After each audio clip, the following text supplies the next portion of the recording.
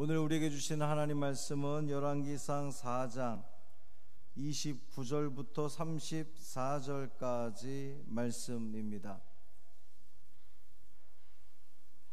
구약성경 517쪽 열왕기상 4장 29절부터 34절까지 말씀 함께 봉독합니다. 하나님이 솔로몬에게 지혜와 총명을 심히 많이 주시고 또 넓은 마음을 주시되 바닷가의 모래같이 하시니 솔로몬의 지혜가 동쪽 모든 사람의 지혜와 애굽의 모든 지혜보다 뛰어난지라.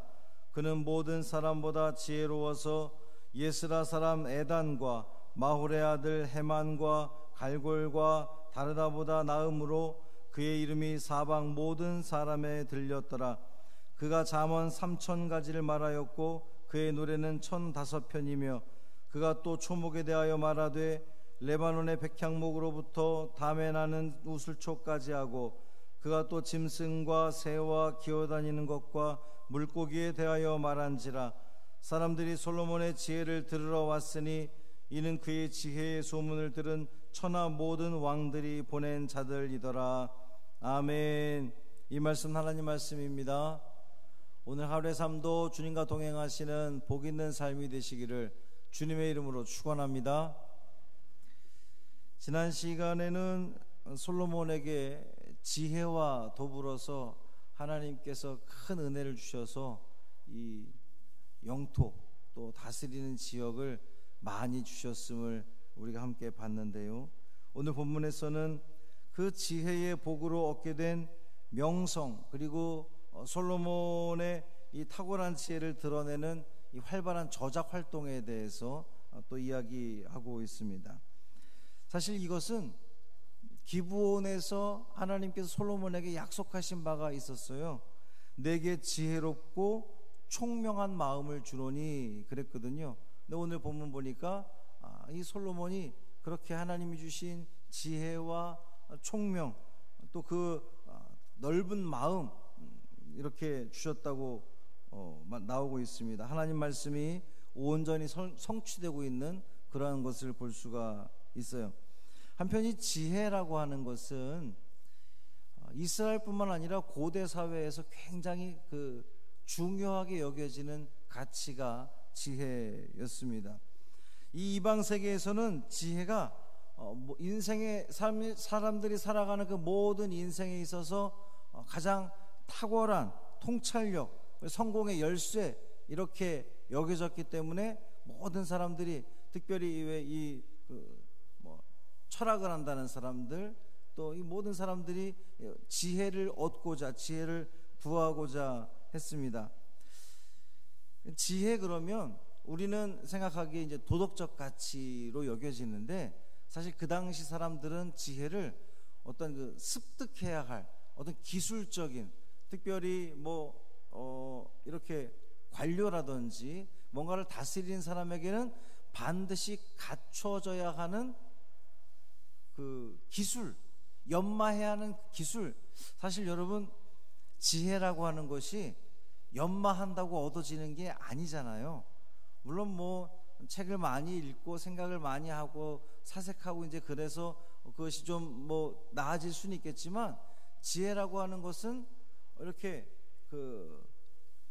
노력해서 얻어지는 것이라기보다는 주어지는 건데 그 옛날 사람들은 지혜를 어떤 기술처럼 생각을 했다는 말이죠.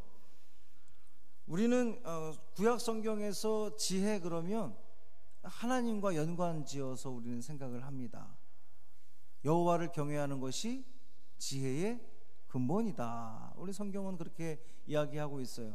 그러니까 지혜 그러면 하나님과 연관되어 있는 겁니다. 하나님을 경외하는 것 그것이 지혜롭다는 거예요. 왜 그렇습니까? 왜 하나님을 경외하는 것이 지혜로운 것일까요? 우리가 하나님을 잘 경외하고 하나님을 잘 섬기면 하나님께서 우리로 하여금 어떤 길을 가는 것이 좋은 것인지 어떤 길로 가는 것이 바른 것인지 그른 것인지를 깨닫게 된다는 거예요. 우리가 하나님과의 관계에 있어서 우리가 삶을 살아가면서 이것이 하나님이 기뻐하실 거다라고 하는 생각한 대로 가면 그것이 옳은 길입니다. 그것은 단순히 우리 믿는 사람들이 바라볼 때 옳은 길이 아니라 우리가 하나님의 기쁨과 영광을 위해서 판단하고 그것을 선택한다면 세상 모든 사람들도 우리를 인정할 만큼 옳은 길이 될 거란 말이죠. 그래서 이 지혜라고 하는 것이 하나님과 연관되어 있는 거예요.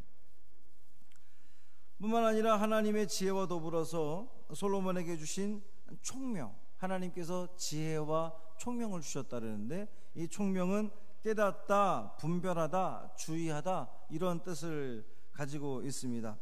이제 복잡한 현실 속에서, 이 복잡한 세상 속에서 무엇을 잘 깨닫고 분별할 수 있는 능력, 그것이 바로 총명이라고 하는 거예요. 그러니까 이 총명도 마찬가지로, 지혜와 마찬가지로 어떠한 이 세상적인 기준으로 세상 사람들과의 관계 속에서 이루어지는 것이 아니라 하나님과의 관계를 잘하면 하나님의 그 뜻을 묻고 하나님의 뜻을 생각하고 하나님의 마음을 헤아리려고 애를 쓰다 보면 하나님이 주신 총명을 통하여서 옳고 그름을 분별할 뿐만 아니라 온전한 분별력을 가지고 깨닫게 되고 이 세상에서의 삶을 지혜롭게 살아갈 수 있다라고 하는 거예요. 뿐만 아니라 하나님은 솔로몬에게 넓은 마음을 주셨다 그랬는데 바닷가의 모래같이 주셨다 그랬습니다. 이 넓은 마음은요, 그냥 단순한 마음을 의미하는 것이 아니라 사람이 살아가는 그 모든 해박한 지식, 총체적인 지식을 의미합니다. 여기서 말하는 그 마음이라고 하는 것이. 그러니까 이 솔로몬의 해박한 지식은 그가 쓴 잠언이라든지 그가 쓴 시들에 아주 고스란히 잘 나타나고 있어요. 이 솔로몬의 지혜가 얼마나 탁월했는지 30절에 보니까 동쪽 모든 사람의 지혜와 애굽의 모든 지혜보다 뛰어났다 그랬어요.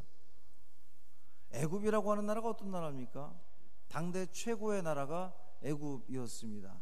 이제 물론 솔로몬 시대에 그렇게 이 이스라엘의 지위가 많이 올라갔다고 해도 애굽 나라 그러면 가장 부강한 나라, 아주 강력한 나라, 힘만 강력한 것이 아니라 나라 전체가 다 그렇게 이렇게 지혜로운 사람들, 또 해박한 사람들, 그러니까 굉장히 앞서가는 문물, 선진 문물을 갖춘 나라가 바로 이 애굽이었습니다. 그런데 그 애굽의 지혜보다 솔로몬의 지혜가 뛰어났다는 거예요. 그만큼 대단했다는 겁니다. 어떻게 가능했죠?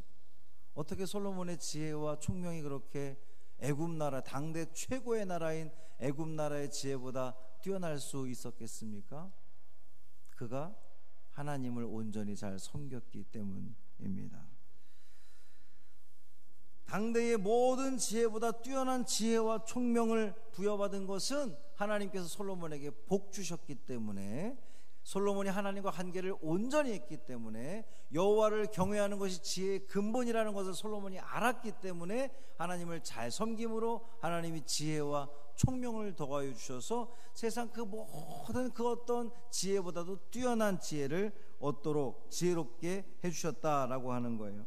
그가 잠언 3000가지를 지었고 노래는 1005편을 지었다 이야기합니다. 뿐만 아니라 오늘 본문 보면 초목에 대하여, 짐승과 새에 대하여, 물고기에 대하여 다 잘 알았다는 거예요. 요즘 우리식으로 표현하면 백과사전 같은 만물 박사, 모르는 게 없는, 그만큼 이 솔로몬의 지혜가 대단했다는 겁니다. 지혜뿐만 아니라 지식 또한 대단했다라고 하는 거예요. 그래서 사람들이 이 솔로몬으로부터 지혜를 듣고자 많은 각국에서 찾아왔다 그랬어요. 그 찾아온 사람들이 누구냐? 각국의 왕들이 솔로몬의 소식을 듣고 너 가서 그 지혜를 좀 배워와라. 아까도 처음에도 언급을 했죠. 지혜라고 하는 것이 어떤 습득할 수 있는, 기술적으로 연마할 수 있는 거라고 생각한 이 사람들이라서 야, 저 이스라엘 나라의 솔로몬 왕의 지혜가 그렇게 대단하다더라, 너 가서 좀 배우고 와라 라고 각국의 나라 사람들이 그 이스라엘로 사람들을 보낼 정도로 솔로몬의 지혜가 대단했다라고 하는 겁니다.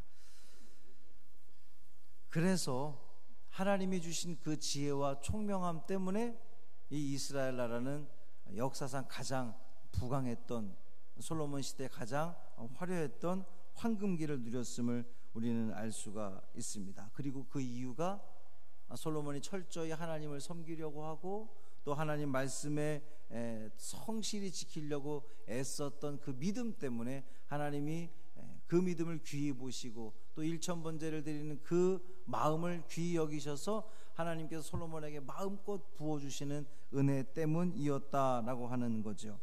사랑하는 성도 여러분, 저와 여러분도 하나님께서 솔로몬에게 주셨던 그 지혜와 총명함을 부여받기를 주님의 이름으로 축원합니다. 이 세상을 살아가면서 우리가 솔로몬의 오늘 이 새벽에 우리가 기도하기를 원하는 것은 하나님 솔로몬에게 주셨던 지혜와 총명을 우리에게도 주십시오. 그래서 우리가 삶을 살아가면서 인생을 살아가면서 무엇을 결정하고 분별하고 판단할 때에 정말 하나님께서 기뻐하시고 또 세상 모든 사람들이 충분히 인정할 만한 그런 지혜와 총명 얻기를 원합니다. 기도하는 여러분이 되기를 바랍니다. 기도만 할 뿐만 아니라 그렇게 되기 위해서는 일천번제를 드리는 심정으로 하나님께 드리고 하나님을 섬기는 거예요. 하나님께 기도하는 거예요. 하나님과의 관계가 온전해지면, 여호와를 경외하는 그것이 온전해지면 하나님께서 그 지혜와 총명을 더하여 주실 줄 믿습니다. 그러면 뭐 다른 거 필요 없죠. 주님이 주신 그 지혜와 총명만 있다면 우리가 걸어가는 그 모든 삶이 하나님으로부터 인정받고 또 세상 사람들로부터 인정받아 또 이 솔로몬이 그랬던 것처럼 주님이 주시는 그 형통함 가운데에 이 삶을 살아가게 될 줄 믿습니다. 넉넉히 누리며 살아가는 우리 모두의 삶이 되기를 주님의 이름으로 축원합니다. 할렐루야. 살아계신 아버지 하나님 고맙습니다. 하나님께서 솔로몬에게 지혜와 총명을 더하여 주셨습니다. 그 지혜와 총명은 세상 모든 사람들이 다 부러워할 만한 지혜와 총명이었다 그랬습니다. 그 지혜와 총명으로 나라를 다스렸더니 그 나라가 부강한 나라, 평안한 나라, 안전한 나라가 되었다고 그렇게 이야기하고 있습니다. 주님, 우리에게도 솔로몬에게 주셨던 그 지혜와 총명을 허락하여 주옵소서. 그러기 위해서 우리가 더욱더 주님 앞에 엎드리게 하시고 나 자신을 드러내는 것이 아니라 나를 위한 간구가 아니라 오직 하나님의 나라와 영광을 위해서 간구하며 초점 맞추며 주님을 경외하는 그 심정으로 매 순간순간 살아가는 믿음의 성도들 되게 하여 주옵소서. 그래서 하나님께서 솔로몬을 통하여서 그 이스라엘에게 참 평화를 주시고 안전을 주셨던 것처럼 하나님 우리를 통하여서 우리의 가정에 또 이 나라에 그 하나님의 평화가 온전히 깃들기를 간절히 소망합니다. 이 하루를 살아가는 우리 모든 성도들 삶 가운데 함께하여 주옵시고 주님이 주신 그 지혜와 총명함 가운데에 옳고 그름을 온전히 분별할 수 있는 우리 모두 되게 하여 주옵소서. 이 대한민국을 주님 붙들어 주옵시고 역사의 아픔 속에서 아버지 하나님 상처받은 이들을 주님 치유하여 주옵시고 아버지 하나님 정의와 불의가 온전히 분별되게 하여 주옵시고 모든 백성들이 정의로운 삶을 추구하며 나아가는 귀한 이 백성들 되게 하여 주옵소서. 한날의 삶도 온전히 주님께 맡기기를 원하며 우리 주 예수 그리스도의 이름으로 간절히 축복하며 기도합니다. 아멘.